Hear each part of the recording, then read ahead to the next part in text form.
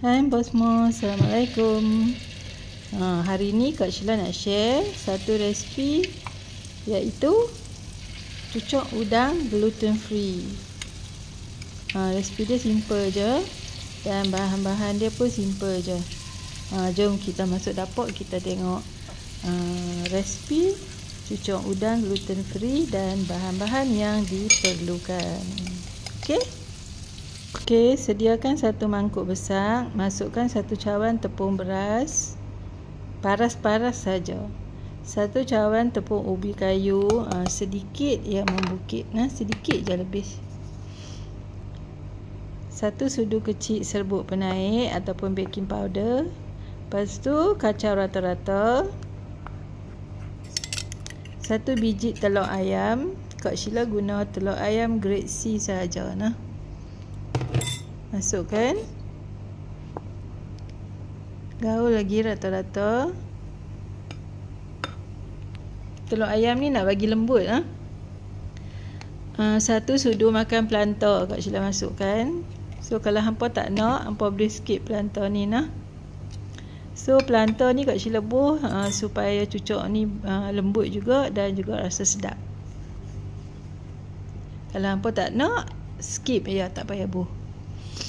Okey, gaul rata-rata kan. Kemudian masukkan satu mangkuk kecil carrot. Carrot ni carrot yang saiz kecil. So kita sagat-sagat. Kita basuh dululah. Kita buang kulit dia, basuh, lepas tu sagat-sagat. Satu mangkuk kecil tauge. Tauge pun sampai nak jadi hitam dah duduk dalam peti ais tu. Okey, kau ramas dengan tangan supaya air-air sayur tu keluar. Satu biji bawang besar, potong nipis-nipis, iris nipis-nipis. Kemudian Kak Sheila masukkan satu mangkuk kecil bayam Brazil. Sebab Kak Sheila ada bayam Brazil, tak ada kucai. Kalau ada kucai boleh buah kucai, Kemudian Kak Sheila Kak Sheila suka satu cawan air. Okey, tapi Kak Sheila buh sikit-sikit je, dia tak boleh buh banyak-banyak air. Kita buh sikit-sikit. Garam secukup rasa. And then satu sudu kecil Maggi cukup rasa ataupun serbuk perasa. Satu mangkuk kecil udang sayur. Kau tak buang kulit dia, tak buang kepala dia, kau masuk basuh-basuh, kau masukkan macam tu je. Okey, kemudian kalau adunan ni lembek, adunan ni macam lembek sikit kan, so Kak Sheila tambah tepung ubi kayu. Jangan sesekali tambah tepung beras. Okey, sebab tepung beras akan menjadikan cucuk keras. Okey, akhir sekali kau masukkan cabai kering. So cabai kering ni kalau hampa tak mau, hampa skip, tak payah buh, sebab Kak Sheila suka gigit-gigit cucuk ni, dia ada rasa pedas-pedas sikit.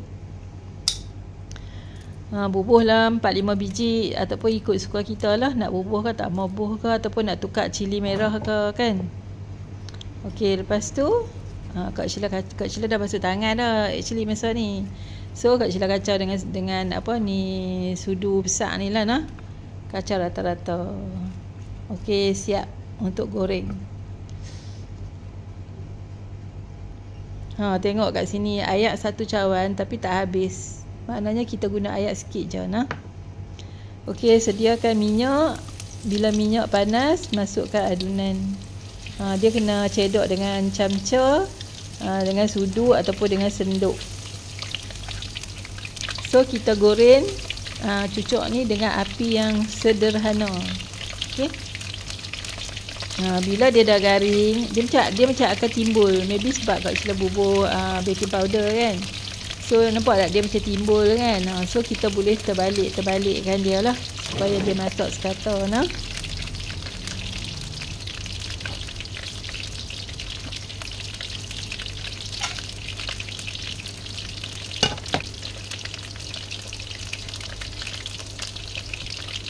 So siapa-siapa yang alah pada tepung gandum, boleh try resipi ni. Cucuk ni sedap tau. Sebab tu Kak Sheila share resipi dia.